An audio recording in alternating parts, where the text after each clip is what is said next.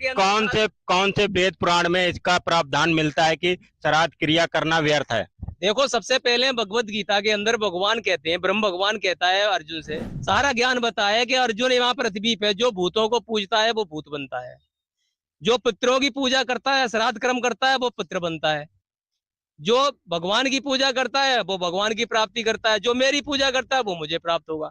अब इन्होंने ये श्राद्ध क्रिया करा के सारे जितने भी जीव है, मोक्ष सुधारण नहीं हुआ है, सारे पितृ बनवा दिए। ये वेदों में तो इस कर्म कांड को अविद्या कहा गया है। दर्शकों, वेदों में कर्म कांड को अविद्या बताया गया है, जिसका प्रमाण हम आपको पहले भी मार्कंडेय पुराण में रोचे ऋषि की उत्पत्ति कथा से दिखा चुके हैं। दर्शकों, संत रामपाल जी महाराज ने मार्कंडेय पुराण से ये प्रमाणित करके बता दिया कि शास्त्रों में कर्मकांड को अर्थात श्राद्ध निकालना, पिंड भरवाना, फूल यानी अस्थियों को कर्मकांड करके गंगा में जल प्रवाह करवाना, 13वीं क्रिया कर्मकांड के माध्यम से करना आदि ये सब क्रियाओं को अविद्या अर्थात शास्त्र विधि त्याग कर मनमाना आचरण बताया है, जो गीता अध्याय 16 श्लोक 23 के अनुसार भी बिल्कुल व्यर्थ है तथा गीता अध्याय 16 श्लोक 24 में स्पष्ट किया है कि कौन से धार्मिक अनुष्ठान तथा भक्ति करने के योग्य है।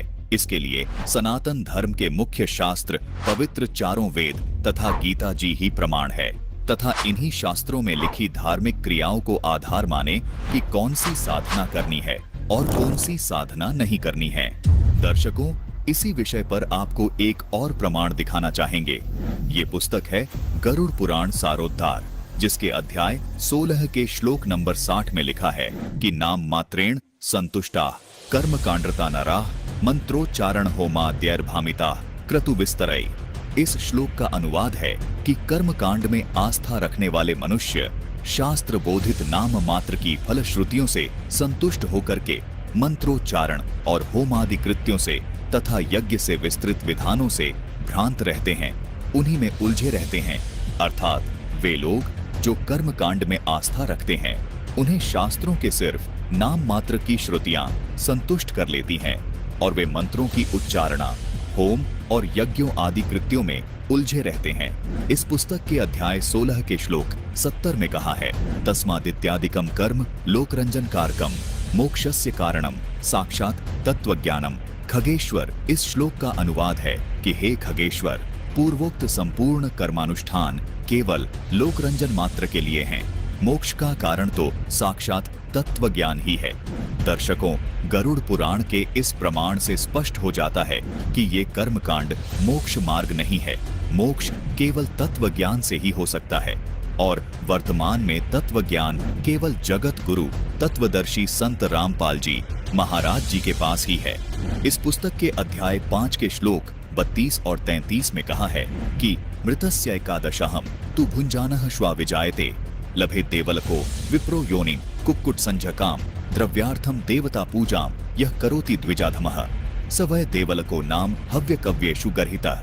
इन श्लोकों का अनुवाद है कि किसी के मरणाशौच में एकादशाह तक भोजन करने वाला कुत्ता होता है।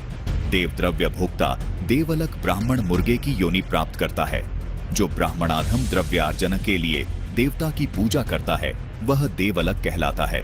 वह देव कार्य तथा पितृ कार्य के लिए निंदनीय है। दर्शकों, इन सभी प्रमाणों को देखने के बाद यह सिद्ध हो जाता है कि श्राद्ध निकालने से व पिंड दान आदि करने से कोई लाभ प्राप्त नहीं होता, बल्कि इसके विपरीत हानि ही प्राप्त होती है। दर्शकों, आपने देखा कि हमारे पवित्र शास्त्र इस कर्मकांड यानी इस शास्त्र विरुद्ध साधना को करने के लिए बिल्कुल मना कर रहे हैं।